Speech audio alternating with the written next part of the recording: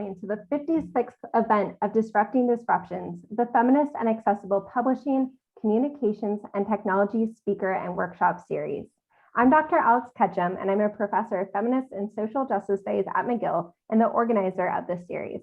The Feminist and Accessible Publishing, Communications, and Technology Speaker and Workshop Series seeks to bring together scholars, creators, and people in industry working at the intersections of digital humanities, computer science, feminist studies, disability studies, communication studies, LGBTQ studies, history, and critical race theory, and of course today, science fiction.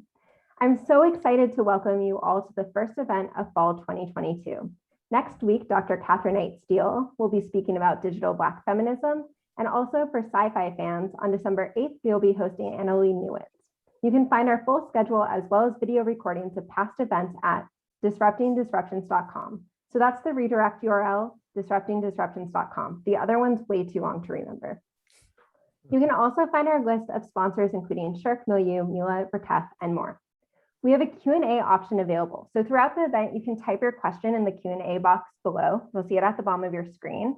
And there will be some time during the second part of the event for Becky Chambers to answer them. We can't guarantee that every question is going to be answered because there's a lot of you here at today's event, but we're grateful for the discussion that you generate.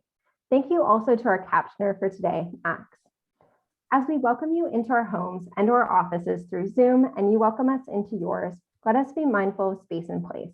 Past series speakers Suzanne Kite and Jess McLean have pointed to the physical and material impacts of the digital world. While events this semester are primarily virtual, everything that we do is tied to the land and the space that we are on. We must always be mindful of the lands that the servers enabling our virtual events are on. Furthermore, as the series seeks to draw attention to power relations that have been invisibilized, it's important to acknowledge Canada's long colonial history and current political practices. This series is affiliated with the Institute for Gender, Sexuality, and Feminist Studies of McGill University. And McGill is located in Tiohtià:ke, Montreal, on unceded Kanien'kehá:ka territory.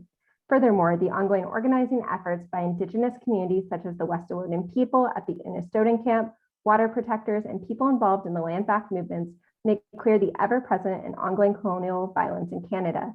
Interwoven with this history of colonization is one of enslavement and racism. McGill University's namesake, James McGill, enslaved Black and Indigenous peoples, and it was in part from the money he acquired through these violent acts that McGill University was founded. These histories are here with us in this space and inform the conversations we have today.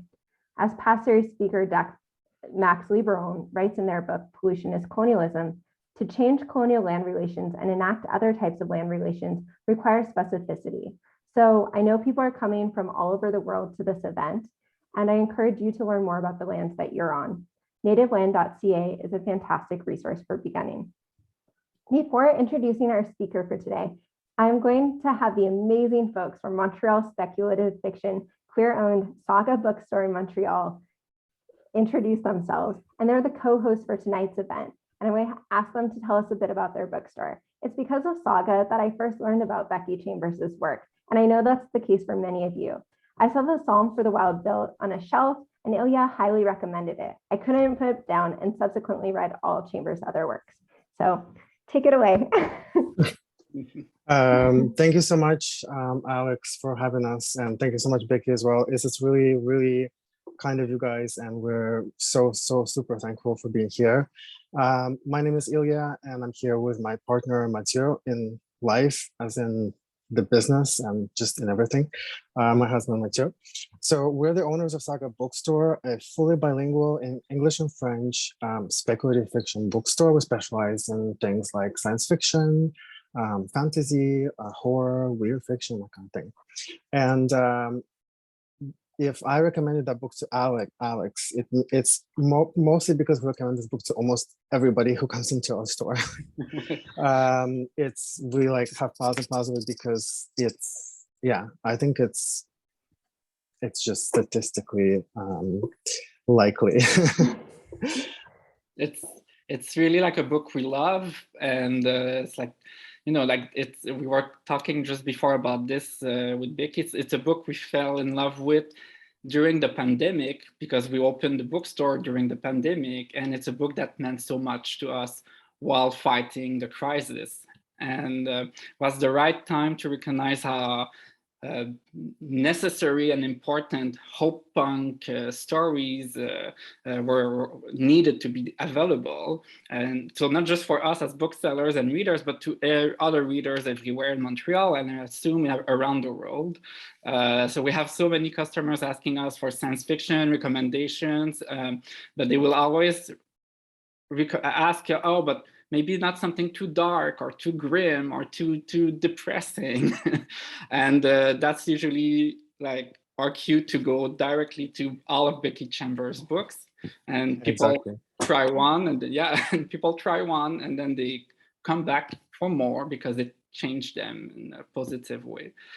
So we have a monthly bilingual book club that where we put science fiction, fantasy in both English and French so that people can pick the language they're most comfortable to read with. And recently in August, we did it on the novella To Be Taught, If Fortunate. So both in its English edition with Hodder or in the French translation with La Talente, Apprendre c'est par bonheur. So many members might be in the chat, in the discussion tonight. So hello everyone, the Saga family. And everyone agreed during the book club meetings how the stories, in the story of that book and all Becky Chambers' stories are able to lift us up in a funny, smart, meaningful, and luminous way. So I'm really, really happy to be with Hilya and all of you and Becky. And thank you, Alex, for inviting us tonight. Thank you, Alex. An honor. Thank you. Well, thank you both for being here. And thank you for recommending Becky's work to me. I'm delighted to welcome all of you here today. And I'm also delighted to welcome our speaker for today. So a bit about Becky Chambers. Becky Chambers is a science fiction author based in Northern California, best known for her Hugo Award-winning Wayfarers series. Her books have also been nominated for the Nebula Award, the Locus Award, the Arthur C. Clarke Award, and the Women's Prize for Fiction, among others. Her latest work is A Prayer for the Crown Shy, and it's the second book of her Monk and Robot novellas. So please join me in welcoming Becky Chambers. We're so happy to have Becky with us. And just for kind of a breakdown of today's event, so it's a fireside chat. So I'm going to be asking Becky a few questions. The Met too has a question, and then we're going to open it up to the audience. So again, you can ask your questions through the Q&A box, and we're going to read them aloud. So please feel welcome throughout the event. If any questions come to mind, to type them into the Q&A box. Okay, we're going to get started. Okay, so you're good? Okay, so my first question has to do with themes of coziness and comfort in your work. We see this in Sibling Decks, in Psalm for a Wild Built, Swaggin, and the descriptions of bathing and tea, and the galaxy and the ground within. Ulu desires to make visitors comfortable and pays ship molds to the body's needs. And in your short story, A Good Heretic, there are descriptions about the assumptions of what would make a pair comfortable aboard a ship. Even the dedication for Psalm for Wild Built is for anybody who could use a break. And in this way, I feel like you extend this invitation for coziness and comfort to your readers in most of your work, pretty much all of your work. So what draws you to writing about ensuring coziness and comfort in your work?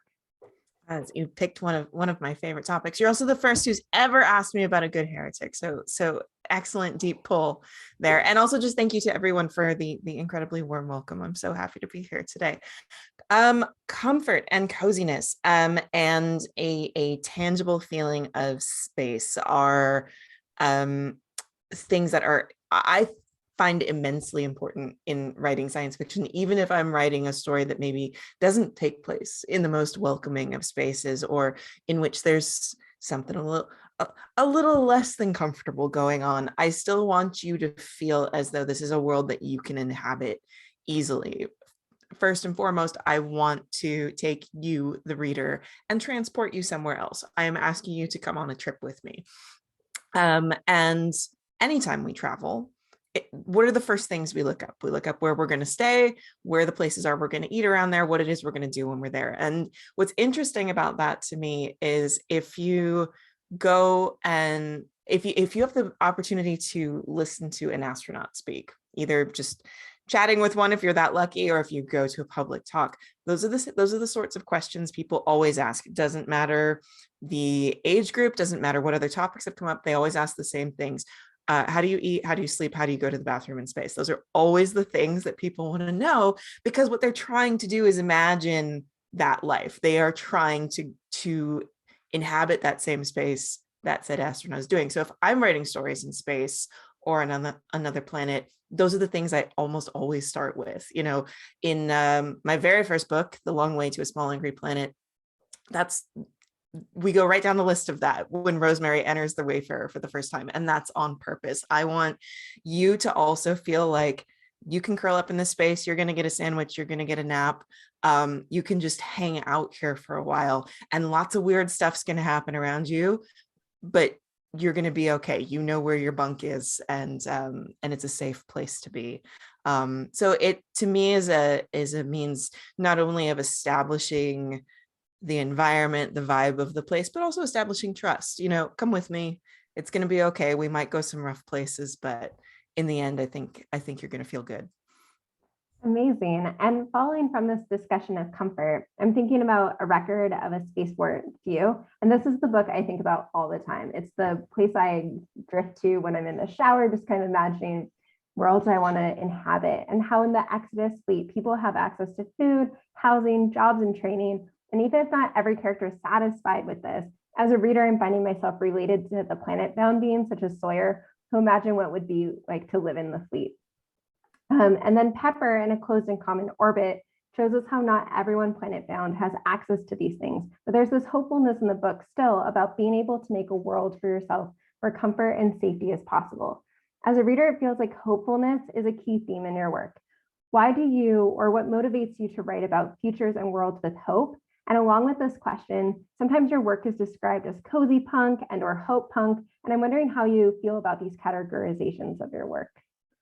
They're not categorizations that I adopted, but I know people use them a lot. And if you use them, awesome, great. Like, that's cool. I do remember the first time I encountered the term hope punk was in an interview where someone was like, so how do you feel about your books being called hope punk? And I was like, I don't know what that is. I think it's great. And so if we dissect that word, which I think will address your other question. So hope is different than optimism. We often talk about them interchangeably, but they're very different things. Optimism is the belief that everything's going to work out in the end, that the arc of progress always trends upward, that if you just stick it out, things are going to, they'll balance out, things will be okay. I am not necessarily an optimist. I would say I land somewhere squarely in the middle. If you ask me if the glass is half empty or half full, I will answer that it is at 50% capacity. I don't know that everything's going to work out. I don't know that everything will be okay. And I also know that for a lot of human lives, things aren't. Things are hard. And that's where hope comes in. Hope is something that can only exist in the face of daunting odds, massive fears, real and present dangers. Like, it's the belief that you can look at all the horrible things happening around you, all the things that frighten you, and still say, we can do better than this. Not it will get better, but if we try, it can get better. And so I think that is something that's vitally important to tell stories about in the here and now, because we are so afraid of the future, the real world future. We are facing problems as a species that we've never had to face before, and on a global scale. Can we tackle that? I don't know. But I do know that we will definitely lose if we do nothing. And so the only option then is to hope. It may not be a better future for you, but it might be a better future for someone else. And that requires struggle, and it requires effort. It requires a lot of pain and sacrifice and facing those fears, which is not something any of us want to do. There's a lot of science fiction that focuses on that struggle, on the dystopia, on the the big paradigm shift. Here's the thing we have to fight against to survive. That is important, and it's necessary. It's incredibly important for us to not only exorcise our fears and to face those things head on and to tell cautionary tales, but also to, it's what artists do. Sometimes when you're afraid, the only thing you can do is lean into it. So those stories are important. But if they're the only stories we're telling about the future, then what is there but fear? And we are in the middle of real struggles right now here in the world. And we have to know what it is that we're fighting for, not just better in a sort of nebulous context. We need clear ideas of what it is we're pointing our compass toward. This is not to say that I think my futures are, this is the way things should be. I'm never trying to be prescriptive. I'm just writing about the here and now. But I think as a counterpoint, or maybe a counterbalance to the grimdark and the dystopia, I want to offer you a different option. Most of my work takes place after a struggle has happened. That's very much true in Wayfarers. It's true in Monk and Robot as well. The world has changed. The world as we know it has ended. This is what happens after. That's what interests me most, because I'm trying to make the case that, see, that struggle was worth it, and here's what we get in the aftermath. And that does not mean that everything's perfect. There is no one size fits all solution. There will never be a future where everything just works and we can kick back and, you know, just be like, oh, it's all good. We don't need to maintain this at all. We will always, always, always have to fight and change and consider the imperfections of the society we've built, figure out who it is that's fallen through the cracks or the margins, and improve as much as we can.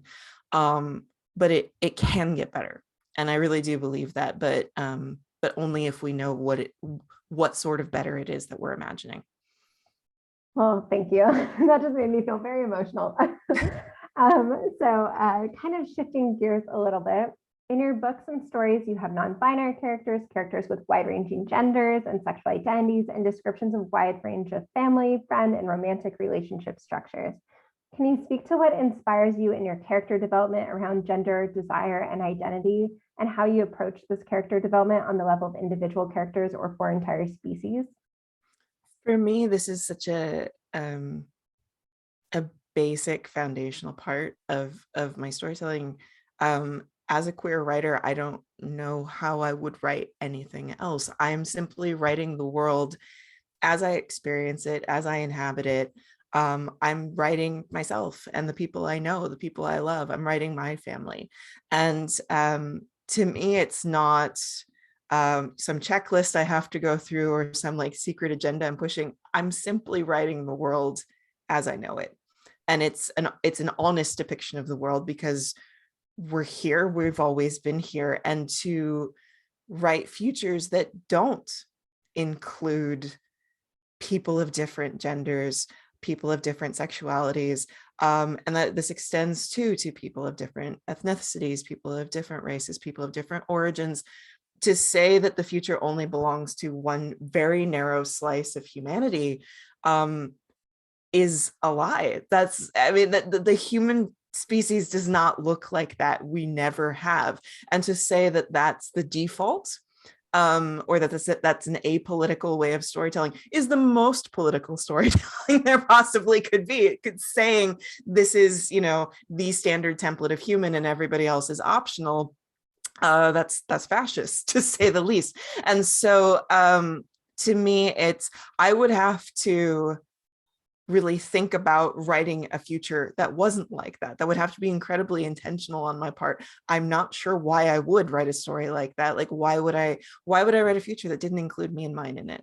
Why would I write a future where my friends weren't welcome, where my family wasn't welcome?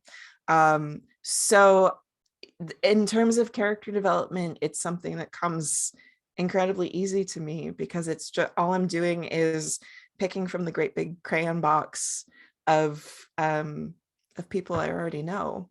In that sense, I'm not really being creative at all, because I'm just writing my own life. Awesome. In the back, at least of my copy of To Be Taught, if fortunate, there's that Q&A that you do with your mom, Nikki, speaking about the relationship between science and sci-fi. So I'm wondering if you could speak a bit more about how you see the relationship with science in your writing, and maybe because it was part of kind of before we started recording and before everyone is here too, you could speak a little bit about like your relationship to science as a whole. Absolutely. So I have no formal STEM training whatsoever. I am the lone artsy one in the family. I come from a very sciencey family. My mom is an astrobiology educator. My dad, he's retired, but he was an aerospace engineer. He worked in satellites. Both my grandfathers were in aerospace. My maternal grandfather was a mathematician. He worked on Apollo and then later on the space shuttle. So that's just the environment I grew up in. To me, it was completely normal. This is just what grown-ups do. And I didn't think of it as unusual or anything different. And so even though I went into the arts, I studied theater, I still absorbed that through osmosis. And I was never pushed to go into STEM at all. I was very much encouraged to gravitate toward my own interests, foster the things that I was, nerding out about. And that did happen to be science. Like, I think that it was impossible to not grow up in that environment, especially with my mom, who is just a truly passionate biologist, and her love of the natural world. I couldn't help but pick up that torch and keep running with it. Nothing inspires me like real science. I mean, that is the wonderful symbiosis between science fiction and science that has always existed. I meet scientists all the time who are like, oh, I watched Star Trek as a kid and then I decided to do this for real. It's just this endless feedback loop in that regard, because then I look at the real science and I'm like, oh, this is amazing, and I want to tell people about it.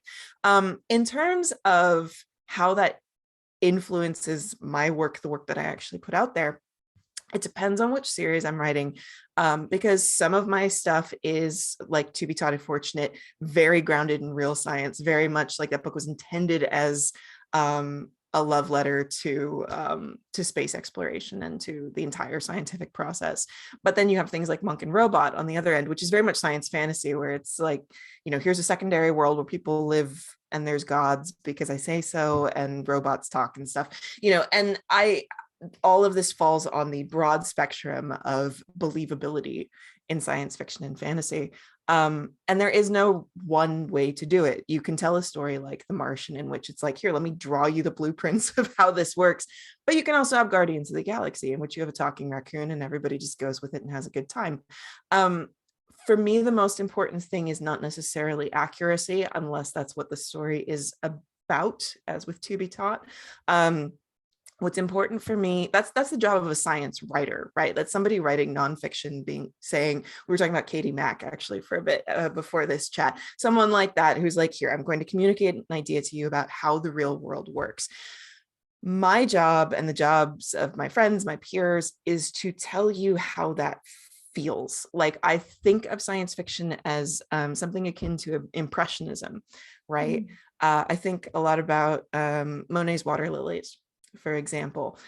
It's not a photorealistic picture. I could take a picture of a pond or of actual water lilies to show you this is evidence that water lilies exist. It tells you nothing about how it feels to stand on the bank of that pond and look at those things. That's what impressionism does. And so when I take liberties with, certain things in the universe, if I tell you we can build wormholes and we can travel through them, if I tell you that there's aliens out there that you can sit down and have dinner with, I don't actually believe that that's the case. And I don't want you to go out there and be like, oh, this sucks, I can't have dinner with an alien. No, I want you to feel what I'm feeling when I sit and look at like the pictures that are coming in from the James Webb Space Telescope right now, or when I go out into the woods and find a slime mold and it's deeply weird and I sit there thinking about like what this thing is and that I share the planet with it. That is what I want you to feel. So even though I am not necessarily always steeped in this is exactly how the world works, it is very much coming from a place of love for the world around us, because I can't make up anything as wonderful as this. Kind of building on this question around science and technologies that exist, some of the people listening to our event today have gone to other speaker series events, and we have a lot of people who talk about kind of social impacts of AI. So this question is for you all that are here for the AI stuff. So your books speak also to the role of AI in your characters' lives, and we can see this in the Lovelace narrative, the replacement of some jobs on the Exodus fleet with AI, and the character of Owl. A lot of speakers in this, okay, sorry. So how have changes in AI technologies over the course of your writing career impacted the way that you think and write about AI in your books? I would say that the primary reason that I write about AI is because I am interested in consciousness as a whole, be that organic or synthetic. I am interested in anything's ability to react to the world around it and to think and to potentially reflect on what that experience is like. It's an endlessly fascinating field. I could talk about it all day. I will say that in terms of real world AI, I'm fascinated by robotics and by things like chatbots, software programs that we can sit and talk with. I had a very formative experience when I was in college. The first time I'd ever encountered like a public facing chatbot, it was someone's project that they put on the internet in the early aughts, and I stayed up like all night talking to this thing because I was just like, wow. And so even though the sorts of AI that I'm writing are very science fiction-y AI that are essentially people, that sort of research is what fuels that. I spend a lot of time thinking about what is it that separates a software program from biological instinct, biological reflex. I'm very interested in insects. I have kept bees. I love bugs. I spend a lot of time out in the woods looking at them. And when I watch them, I feel very much the same as when I sit and watch my Roomba, which I do probably more than I should admit, but I love sitting and watching my Roomba make decisions in the same way that I love watching a trail of ants or a hive of bees make decisions. It's just, to me, they seem, because I don't know what it feels like to be a bee or a slime mold or whatever, but I also don't know what it feels like to be a Roomba. Do I think my Roomba is listening to this conversation right now? I hope not. But at what point can you say, where is the line at which we say, okay, this is now a thinking, feeling, living thing. This is now a being that is worthy of rights, of respect, of being able to make its own decisions. We haven't had to grapple with those questions with real world AI yet, but science fiction is all about wrestling with that, right? I will say that the way that I tend to depict AI and robots in my books is very much because I have a bone to pick with the way it's often done in the genre, in that logic and emotion are shown as two polar opposites that often are in conflict with each other, right? If you often have a robot, an android, who is incapable of emoting, and this either makes them very childlike or very dangerous, right? On the other hand, when you have an AI that starts to gain emotion, that's when they become, sort of murderously, like just off the rails. We have to shut this thing down because it's implied that the emotion corrupts their pure logic, right? I think this is nonsense because we have both, and animals have both, and I don't see them as something that cancels each other out. I see them as two different sides of what it means to be conscious, of what it means to be sentient, to be sapient. And so I like to play with that in the AI that I write, that these are not separate things, that they are both intrinsic parts of being able to observe the universe.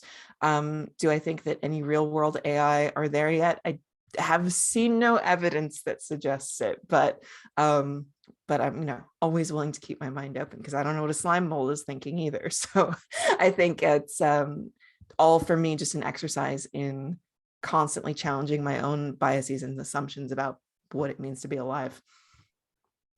Wonderful.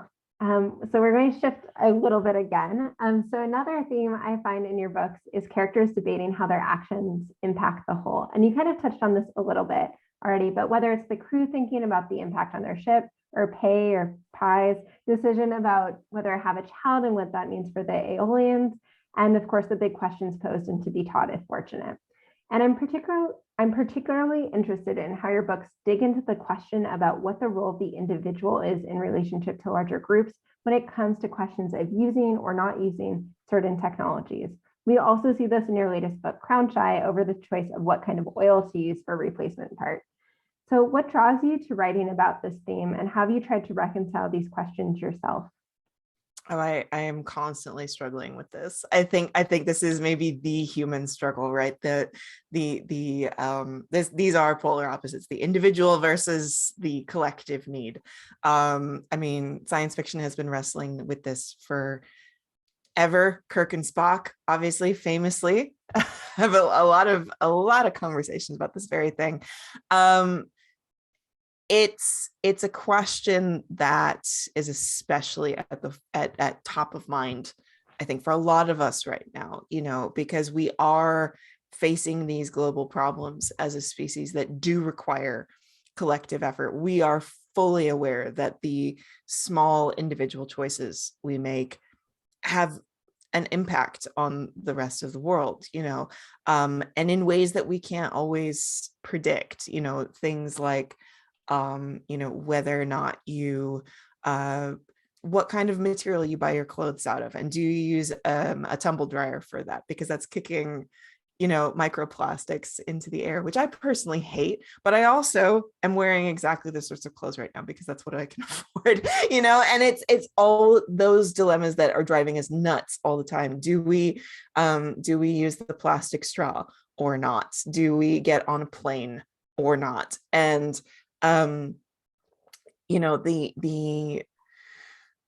trade-off between individual want and convenience, and also making sure that you are living a life that works for you, that is not oppressive, that you are not sacrificing everything you want and need, based on what other people are telling you. It's a quandary. I have yet to find a satisfying answer to it. I don't think anyone on the planet has. And so, because the thing I'm most interested in my work is focusing on stories that are very intimate, very personal. I don't really have any, big movers and shakers, people making big political decisions or out there saving the galaxy. I'm talking about very, very ordinary, everyday people who are just trying to put food on the table and figure out family problems. And, am I going to get a new job or not? That is conflict enough. And so again, it's just sort of a reflection of the things I think about in my day, the things I know my friends wrestle with as well. When you're tired, when you're at the end of a long work day, having to make those decisions and worry about like, oh no, like, am I ruining the ocean by having this takeout or whatever? Like, it's these things that really do eat at me and at other people. And so I like to play with that, and I like to I think just show that there is no satisfying answer to it. I never really answer those questions in the books. It always ends up coming down to, depending on the situation, what's best for the group or what's best for that person. And there's often sort of a blurry area around those things. I'm thinking here of Ohan and Corbin in The Long Way to a Small Angry Planet. That's a situation that has no easy answer whatsoever, and most of my things don't. Because I think that's just part of the human condition, is that there is no grand cosmic right or wrong to those things. We're just doing the best we can in the moment. And then we touched on this a bit with that kind of whether or not your work is categorized as hope punk or comfy punk, and how you feel about your work being categorized as such. But how do you also feel about your work being categorized as feminist or queer sci-fi? And what are the benefits and or drawbacks you see as your work being described in these terms? Well, since I'm queer and feminist, I have no problem there whatsoever. I think that labels like that, it's really just narrowing down what it is you're interested in. If you think of it like menu options, science fiction, you could say like, okay, what do you want to have for dessert? Do you want to have ice cream? Do you want to have pie? Do you want to have, do you want to have cake? That's the same as saying, do you want to read a thriller? Do you want to read sci-fi? Do you want to read horror? And then narrowing it down from there is just, what specific flavor do you want? It's the same as saying, oh, I want to read far future science fiction. I want to read science fiction with aliens in it. these are things that also apply to my work. And they are as intrinsic a part of my work as a queer perspective, as a feminist perspective. I used to be afraid of this when I first started writing, especially when I was writing my first book. I was scared of being pigeonholed, being put on a different shelf. I don't get to be on the sci-fi shelf. I get to be on, the female author shelf, the gay author shelf.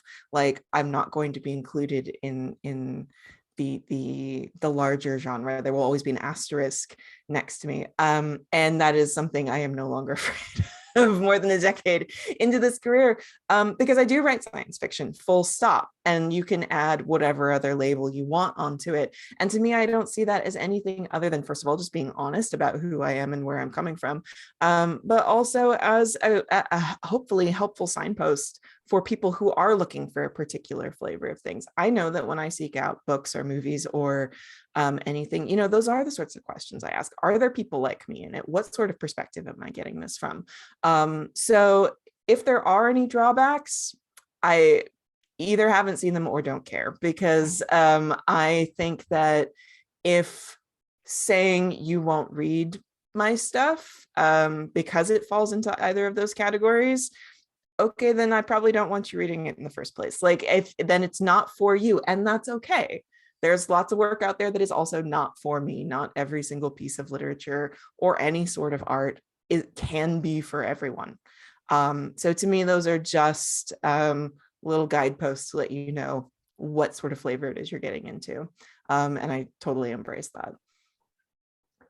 There's lots of students and writers listening to this event or watching this event. And I'm wondering if you can speak a bit about your writing process beyond what you've already told us, of course. Sure. I don't recommend it to anyone because it's complete chaos. So I never know these sorts of questions whenever I do talks with students or any sort of writing workshops. It's tricky because I know that what is most helpful is, a sort of roadmap. How do you go about this? Whereas I really just go by the seat of my pants at any given time. I don't outline and I don't write chronologically. What I tend to do is I start with characters and world building first, sort of going back and forth until I've got all the gaps filled in and I know who these people are. And I know the sandbox I'm playing, and it's really important for me to establish at the jump, here's what the rules of this world are, here's what the society is underneath it, so that I can then act as casually as I can within that space. From there, it really is just sort of day to day. I am disciplined about setting aside time for writing, making that time during my day, making sure it's free of distractions, extremely important. Letting myself get bored, which I think is a massively important part of the creative process. Because when I get bored, I start to tell myself stories, and it's not pleasant being bored. I hate being bored. But if I open up the internet, go on Tumblr, hang out with my friends, then I'm not going to start, then that subroutine in my head is not going to kick in. If I just sit and do nothing for a while and say, this is the time I need to hang out with some people I made up in my head, eventually it'll start coming, and I just work with whatever's there that day. There may be particular weeks or stretches of time where I'm like, I really need to focus on this point of view, I really need to work on this chapter, whatever. But at the beginning of a project, it really is just me figuring out what this is. I tend to write another half a book, even another full book for every book that actually gets out. I throw away a ton of stuff. But eventually I do reach this critical mass of material where I sit there and I go, okay, I think I know what this is now. And then from there, I'll go through and I'll shift things around. When I write books that have multiple points of view, often what I have done is just sort of write these scenes and conversations that I know exist, and then go through and puzzle it out. I literally take Post-its and swap them around until I can figure out, here's what the flow of it is. And then I go back through the whole thing and polish it so it all works together. It's so that I'm not doubling up, so that each scene sort of flows seamlessly as possible into the others. It's not pretty. It's not something that I think is necessarily a good way for everyone to write. I know there are people who live and die by their outlines and by writing chronologically, and more power to you. But my brain doesn't work that way. So for me, process really is just sitting down, making the time and the space for it, and seeing what happens. Awesome. I mean, it's always wonderful to hear everyone's process, because I think everyone, at least it's something that's really interesting to me. So yeah, my last question before we turn it over to Matthew's question and then the audience questions, and I can see folks are typing in questions now, so thank you for doing that. But my last question is, are you working on any new projects you can tell us about? I can tell you a tiny bit. I am working I am working on a new novel right now. It's in a completely new setting. And it is, science fiction, far future. There will be lots of spacey stuff in this one. It was really nice with Monk and Robot to do something more terrestrial for a while, but I'm going back to space a bit. I unfortunately can't say a ton more about it right now because it hasn't been announced yet, and that's how these things go. So, but yes, I am in the thick of working on a new book right now. Amazing. Well, I'm sure we'll all rush out and get it written when it comes out. So Matthew, you had a question? Got very excited about what I just heard. So yeah. So it's a simple, short question, but at the same time, I'm don't know if I'm gonna be able to make it sound clear, because I'm wondering if, I don't know what's the word to put, if it's how or why, or make the question you want out of it. Yeah. But how do you transform the darkness, the toughness, the hollowness into light, into magic, into something that feels comfortable and beautiful? Because I don't think they are different, separate things. It seems like we reach the good from the bad. It's not a dichotomy question, really. It's really how do you evolve one into the other, basically. Yeah, that I totally follow, and I think that's a great question. It goes back to that thing I was saying earlier about hope, how hope can only exist in the face of challenges, in the face of fears. To say that when bad things happen, that's where they stop, that's nihilistic, and it's also inaccurate. We heal, and we grow, and we move on. We always move on from tragedy, even if it marks us, even if we can never fully let it go. Life goes on. And so in terms of the work that's actually on the page, I find it really important to sit with those difficult moments where something unfair happens, something frightening happens, something shocking happens. I use those things sparingly because that's how it is in life. Most of life is not misery and tragedy. For most of us, most of it is just kind of this normal everyday. It's not really good or bad. It's just kind of there. And then like wham, something happens. But then we move on. We pick each other up. And I think that's the key thing, is that we pick each other up. We don't have to do it alone. And so I try to put as much focus in my work, not just on whatever the bad thing is that's happened, but the healing that comes afterwards, because that is as you put it, it is one thing. These aren't separate things. This is one leads into the other, and that's life.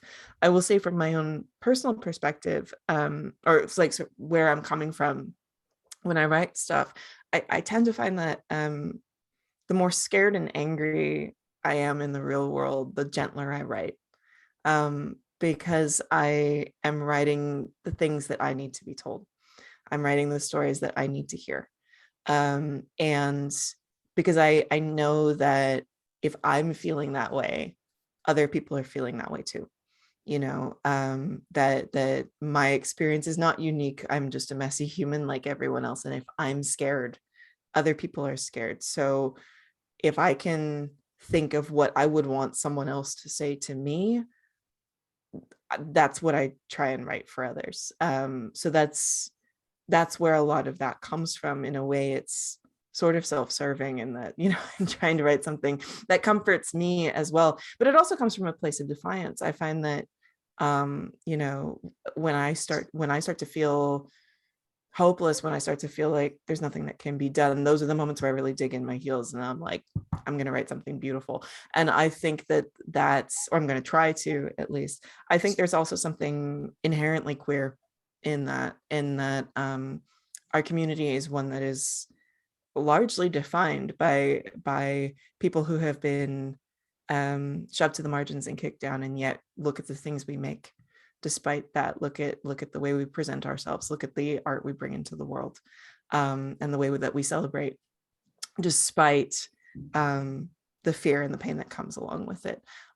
So to me, being hopeful is not a matter of putting on rose-colored glasses. It's an act of defiance, and it's the only way I know how to face the things that scare me. I'm not sure what I would do without it. Thank you. Thank you. That was beautiful. I just was like, anyways. So Sarah, do you want to start up by reading Tom's question? And for folks writing in questions, we'll just read your first name, or if it says anonymous, we'll say anonymous. So Sarah, would you like to start us off? Absolutely.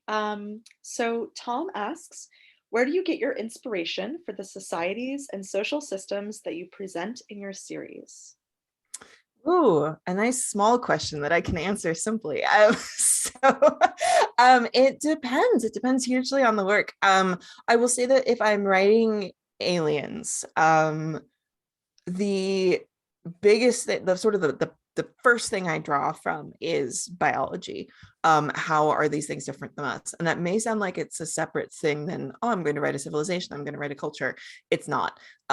If we look at, say, in Wayfarers, you have the Aeloans who communicate natively through color. They have these patches of chromatophores on their cheeks and they change color, much like a squid or an octopus. This comes from the fact that I think squid and octopus are really neat. And I was probably watching a nature show and I was like, oh, that's really cool. And then what I'll do is I'll take that one trait and I'll run with it. And I'll say, okay, so if you communicate through color, how does that affect your art and your architecture? How does that affect the sorts of spaces that you live in? The environments that you keep outside, if you garden, if you have anything of that sort, if color has a different meaning to you, what does that do? How does it change how you dress if you are a species that wears clothes at all? How you communicate with someone across a building, how you communicate with other species that don't have the same meaning associated with color that you do. All of these things are what build a civilization. You could say the same about the Andrisks, who are reptilian. They lay eggs. They have an incredibly different relationship to family than we do, simply based on the fact that they don't give live birth and they don't have to physically carry their children around, that when they hatch, they're self-sufficient. This changes everything. This changes education. This changes the sorts of homes that you build, who you consider your family to be, how you structure your lives around that. So there's so much that can come out of just what is your body like and what does your body need. All of that is what fuels a civilization.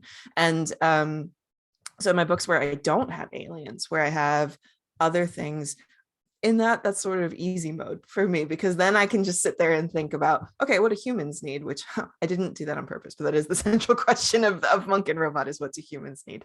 But then I can just sit there and wax poetic about the sort of place I would like to live in, that I would find comfortable to live in, and then just riff off of that. So, and then within that, there's all sorts of little tidbits, bits and pieces of places I've traveled, books I've read, people I've talked to. I'm very lucky in that I have an international family, so I have lots of other cultures bleeding into my life and that have shaped me in countless tiny ways. So I'm often pulling, as with everything, pulling little bits and pieces from the real world and shifting it into something kind of made up. Awesome. So I'm going to combine two questions. So Tal asks, or writes, what books would you recommend to someone who's read your books a million times and is craving more? And there's a similar question, I think from Magdalena or an anonymous attendee who writes, what are some feminist authors you would recommend reading? Theory, sci-fi, fantasy, whatever is holding your attention right now. Totally. In terms of sci-fi, I think these are the same questions. So I'll just talk about books that I think are great. In terms of sci-fi, Light from Uncommon Stars by Rika Aoki is, I read it last year and knocked my socks off. It's a stunningly beautiful, really genre-bendy work that I would highly recommend to anybody who, first of all, likes playing with genre, second of all, wants some queer sci-fi in their life, and also wants something that is just off the wall imaginative. And even though it deals with some really tough stuff, there is some like rough content in that book. It is ultimately just so beautiful and tender and hopeful. That's great. I would say, let's see, what else have I read lately? Elder Race by Adrian Tchaikovsky is another one if you like social science fiction. And if you like, if the kind of sci-fi you're interested in is more focused on playing with, culture and society and and colonialism and the way that cultures shape each other, whether they intend to or not, that one is great. On the fantasy side of things, Spear by Nicola Griffith, which is a queer retelling of an Arthurian myth, is so good. It was one of those books I was like almost angry at because it was so good, where you're just like holding it up next to your head, just being like, oh, I love this book so much.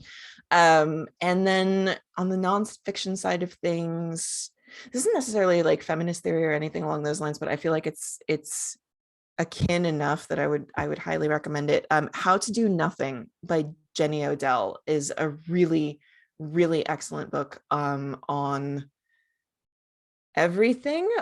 Like, it's very difficult to sum up this book because the point of this book is to not be something you can just put in a tweet or like a self-help article or anything. It's a book about challenging the like late stage capitalist trap that we're all in, how to reconnect with the world around us, how to use technology in a way that is actually more harmonious with the world, just how to stop and think and rest and recontextualize how you go about the world.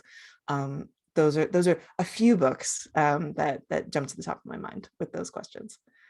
Awesome. And folks in Montreal and Canada can get them from Saga too. Book Saga. Sarah, do you want to read Warren's 2 questions?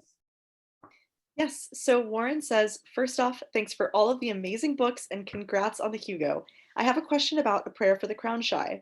When they were fishing in the coastlands, it was jarringly cruel to me when they let the fish they caught drown in the air rather than humanely killing it or stunning it. I felt like it was highlighting some deep hypocrisy in their society. Was that the intent? And then the second follow-up question from Warren is, perhaps it doesn't matter, but are the people of Panga human like us? So I'll take the easier one first. Yes, the people in Panga are human like us. How they got there, don't know. I say so, and that's how it works. So you can just assume when reading these books that humans have always lived on Panga, and they are indeed exactly like us. The scene with the fish in Prayer for the Crown Shy, yes, that was entirely intended to really lean into the weirdness of eating animals. I'm an omnivore myself. I have no ethical qualms with eating animals, but it is something that I, as a city girl, struggle with when I really sit and think about it. My relationship to food and to eating other creatures has really changed due to 2 things. One, my wife grew up on a farm. She grew up on a sheep farm in Iceland and has, I think, perhaps the most respectful relationship with animals of anyone I've ever met. That definitely shifted me when we first met, because even though I'd been eating meat my whole life, I'd never met someone who knew the names of the animals she was eating and who guided them through literally their entire lives, from pulling them out of their mothers to then butchering them. It isn't a level of intimacy that I am in awe of, but also know that I could not participate in. I couldn't do it. Like I just absolutely couldn't do it. And growing up as a city girl, my connection to the things we eat was nil. I would go to the store and buy something in a plastic box and, you know, microwave it, whatever, wouldn't think about it at all. Now I live in a rural part of the state, and I know the names of the farmers that my food comes from. I can go to the farm where we get eggs or milk or what have you. I know, you know, where this is. And it's still, even though I love having that connection, there is a part of it that weirds me out. There's a part of it that existentially really makes me stare into the distance when I think about the fact that in order for any life to exist, we have to consume other life. It's weird and it's creepy. It's something we can't avoid because we're animals, we're alive, we have to do this. And so with the scene with the fish, that to me was one of those things I have no good answer for, again, where I was just doing some navel gazing about a particular topic and was like, okay, I'm gonna just lean into this for a bit and talk about how this thing we do as a recreational activity is really weird. There's a beauty to it, there is a piece to it, but it also involves the death of another thing, and we really need to feel that. So I don't disagree with you. I think that the way that the fish dies isn't fair. But that's also true of how I see a lot of animals die in nature documentaries or in anything really. So yeah, no easy answers for that one, but that's why I kept it in there. That answer kind of also answers Sue J's question, but on the topic of food, we also have a question from Haneen about, have you ever thought about maybe an alternative writing project of curating Dex the Monk's tea recipes into a book? That would be fantastic. I would love that. I would love to have it on my shelf, and I absolutely do not have the skill to do it. So, but if I will say I'm a big tea drinker, I drink it a lot, but in terms of figuring it out myself, I'm not good in the kitchen at all. And so I think that would be super cool, but something I would have to put a lot of time and research into if I wanted to be able to pull it off. Sure. Are you good? We can just go back and forth. I don't. That's great.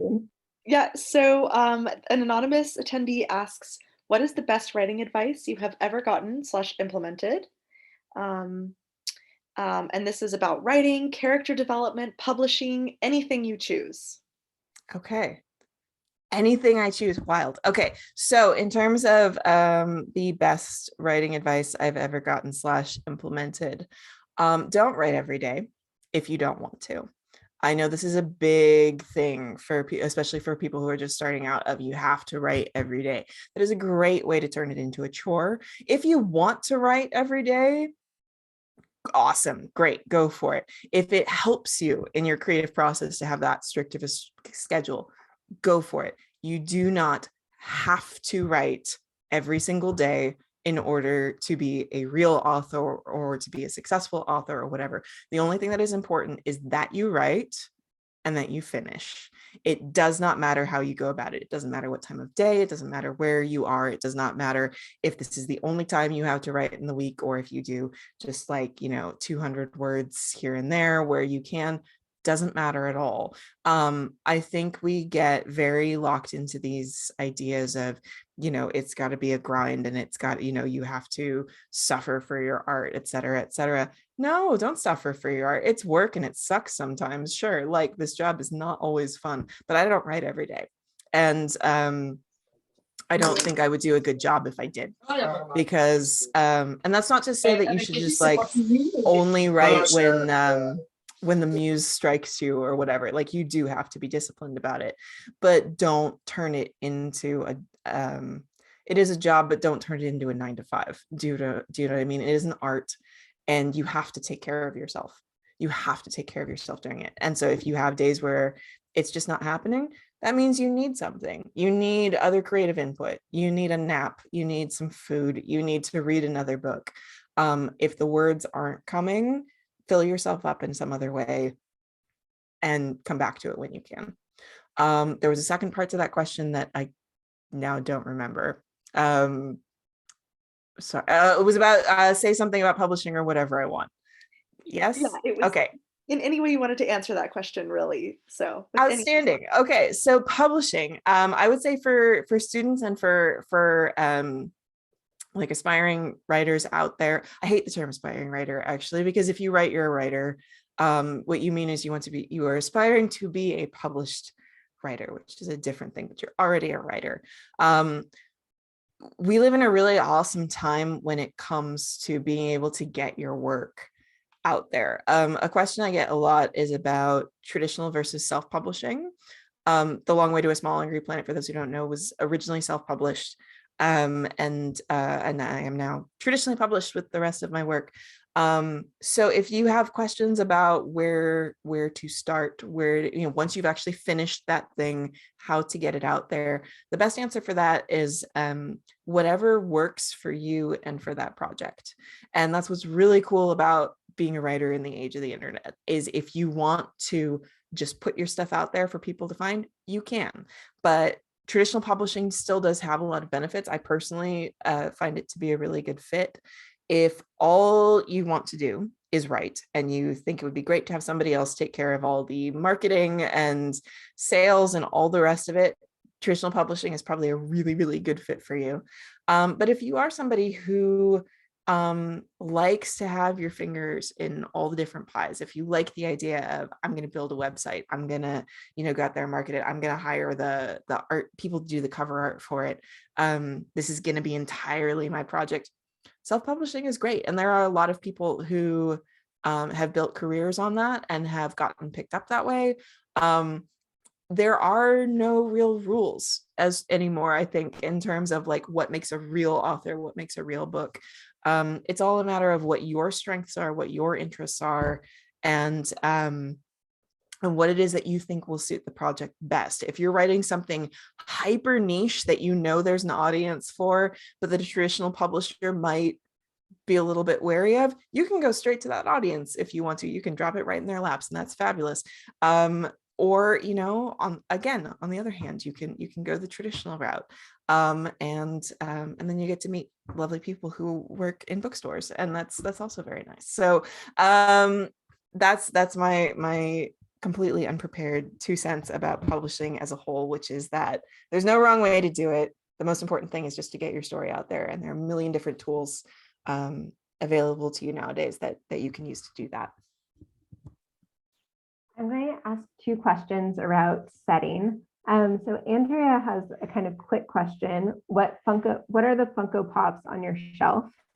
And Catherine asks, when you're building a cozy scene or setting, what imagery or senses do you go to first? Okay, so as for the Funkos, these are relics from my last day job before I was able to start writing fiction full time, because I wanted to be low key and I was professional, so it's profesh. But I did want people to know that if you wanted to talk to me about nerdy stuff, you could. So I've got Captain Picard up top, my hero forever. We've got Sailor Jupiter, Brienne of Tarth, and Samwise Gamgee, because I love strong, loyal sidekicks more than life itself.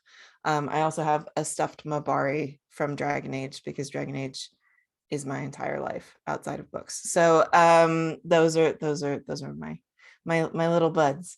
So and then I forgot the second question. I'm so sorry. Oh yeah, it was about Catherine wrote about, when you're building a cozy scene or setting, what imagery or senses do you go to first? I think food and comfy furniture are the first 2 things. Like I really want you to be able to sink into that couch and know what kind of snacks you're going for. From there, I will paint the scenery around.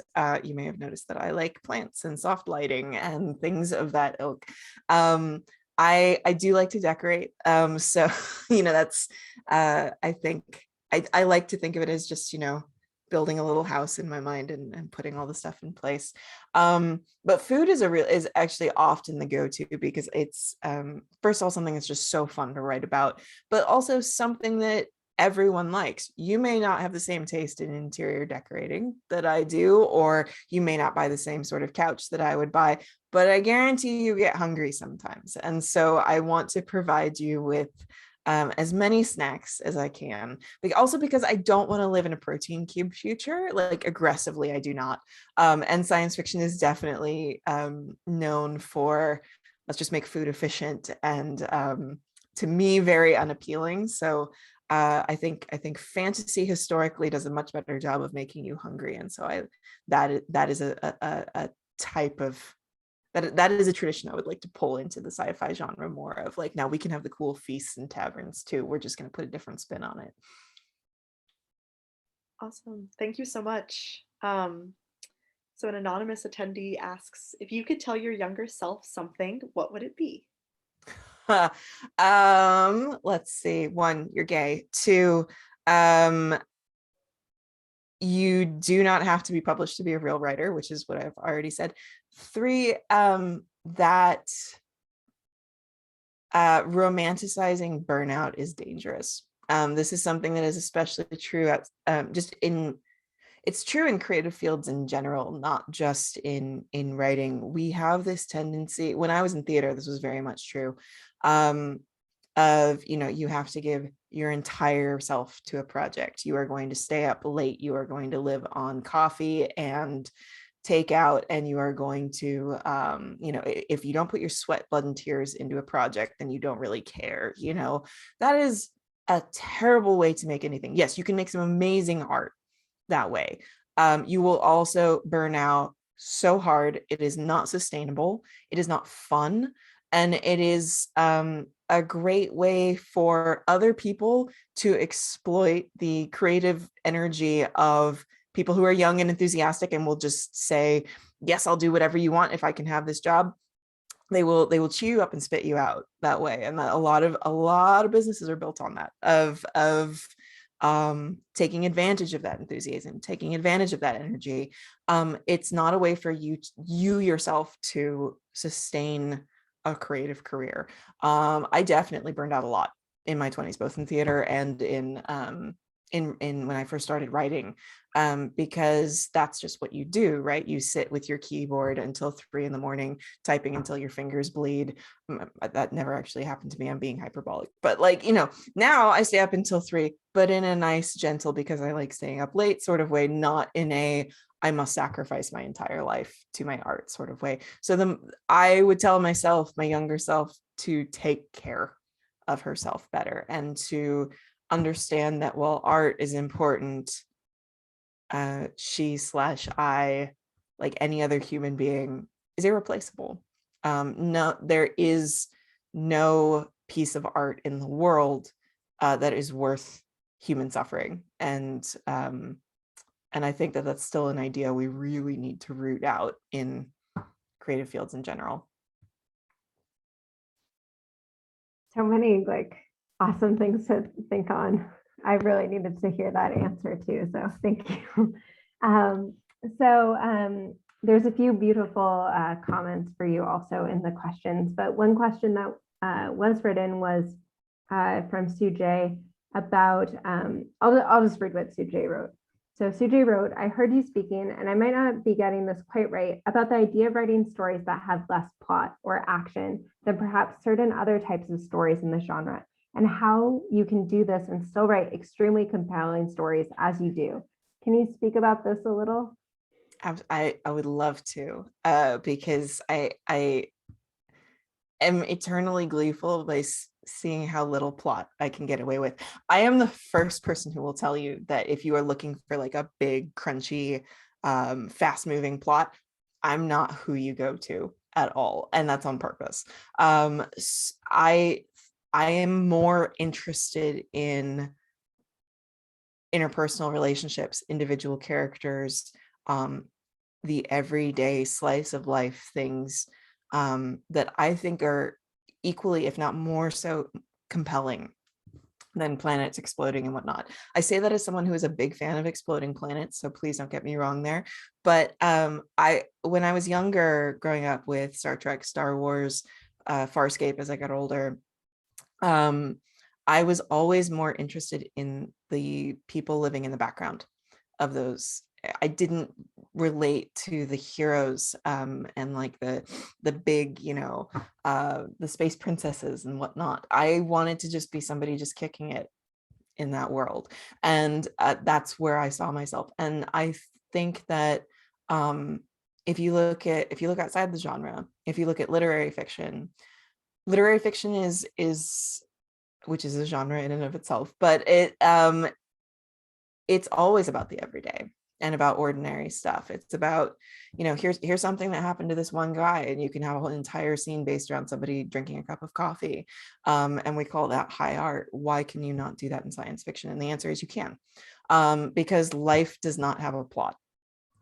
It doesn't. And yet we still find it compelling. We still find it interesting. It is the thing that we talk about most. And so what I try to do in my work, and I think I will be trying to do this forever, is to find the little everyday things that are interesting and make you want to keep consuming more, keep snacking on that, even though it doesn't have a nice 3-act structure. It doesn't have a climax and a denouement. It's just a moment in this person's life, but it can be something that brings you to tears. It can be something that changes the way you see the world. I know I've had those moments in just, a bus stop, an airport, at a cafe, sitting on my couch. It doesn't have to be larger than life to be important. It doesn't have to be larger than life to be interesting. And those are the things that I like playing with most. Amazing. So kind of a different take. This is sort of 2 questions from LV.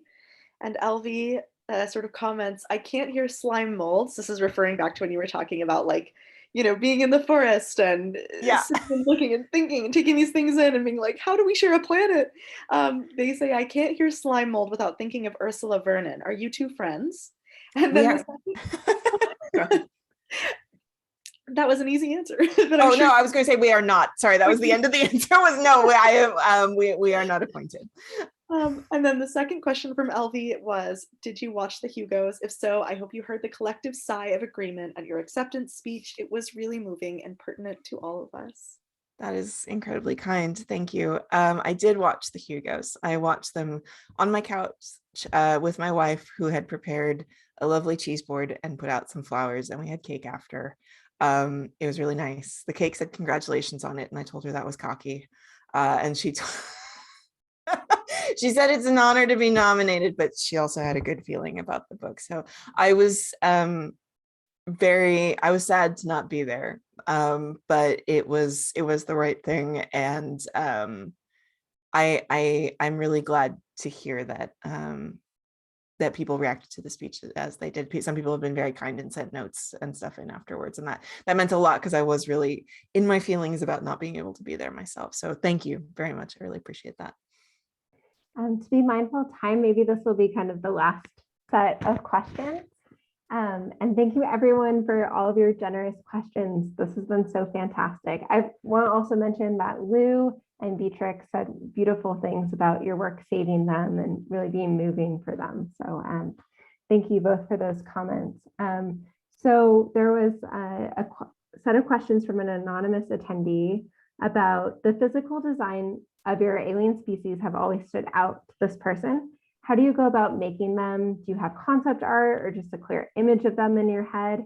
And I think it's from the same person, so I'll ask them together about who are your literary inspirations.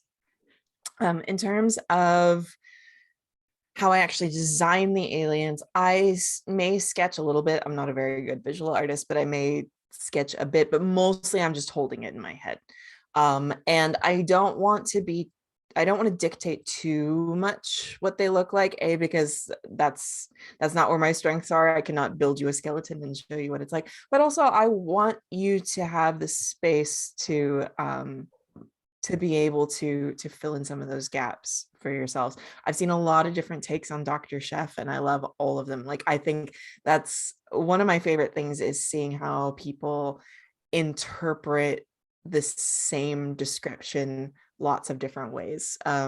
This too kind of comes from my, my theater background, in that, 100 different companies can put on a Midsummer Night's Dream. They're all going to come up with different set design and costumes. So I like being able to give the reader a little bit of leeway for you to decide what it looks like when something looks like kind of a cross between an otter and a caterpillar.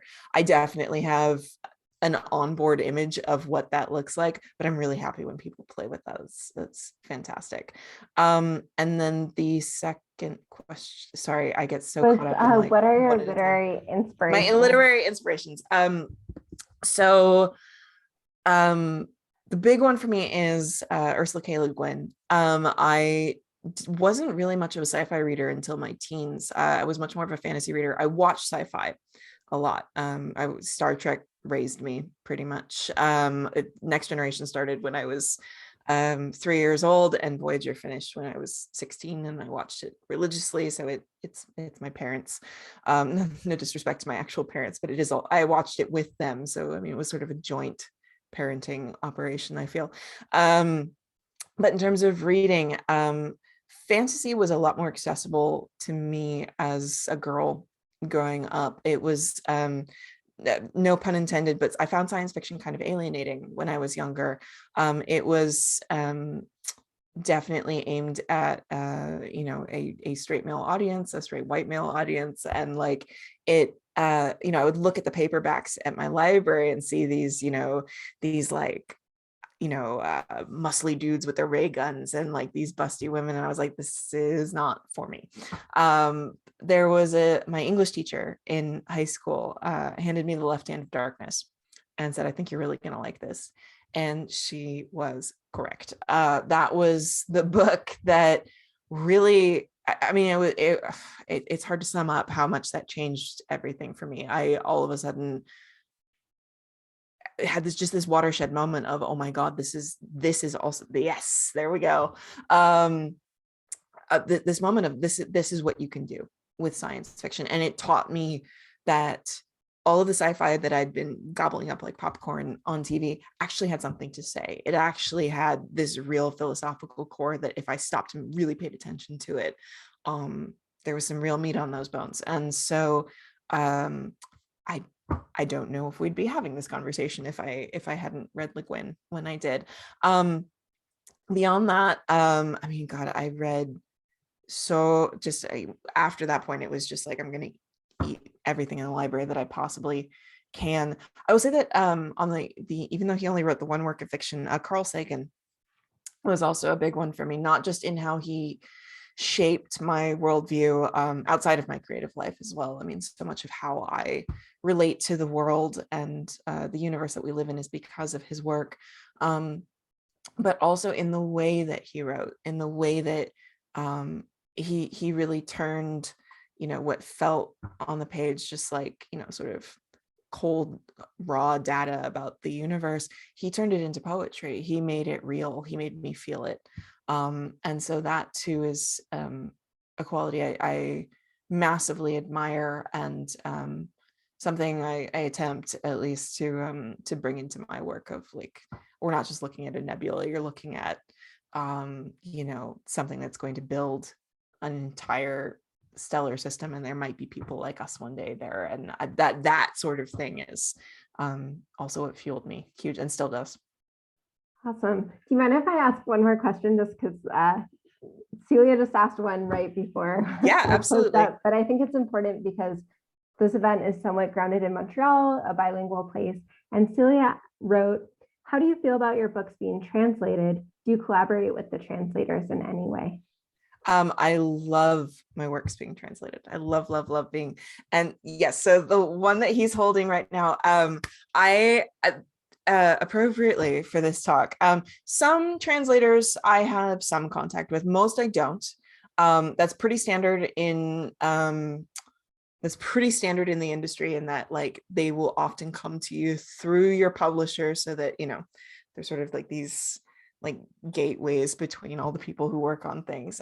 If they have particular questions, often I will get questions about things like things that are difficult to translate, or that, you know, the translation would change the meaning in some way, and how do I feel about that? And we will work out problems that way, especially if it's a gendered language, because English doesn't have the problem that other languages do in that respect. And so there has to be a lot of, you know, figuring things out on that front. I am almost always happy for translators to do what feels correct in their language. I don't really care about, is it exactly what I wrote, so long as you're getting the feeling, so long as it's coming across in a natural way for you. That's what that's what I want. The person I have the closest relationship with on the translation side of things is my French translator. She and I have written many emails to each other over the years. We are friends, and she I don't know how she hasn't killed me yet with how I like to play with gender, etc. I always am forever apologizing to her for the things she has to deal with. But she's incredible. She puts just so much effort into getting it right, and really teasing out the meanings behind things. If she changes a character name or a place name or something, we really talk about what it was that I was thinking about when I came up with that, because if it can't be a direct one-to-one translation, we at least want to get something that has the same vibe.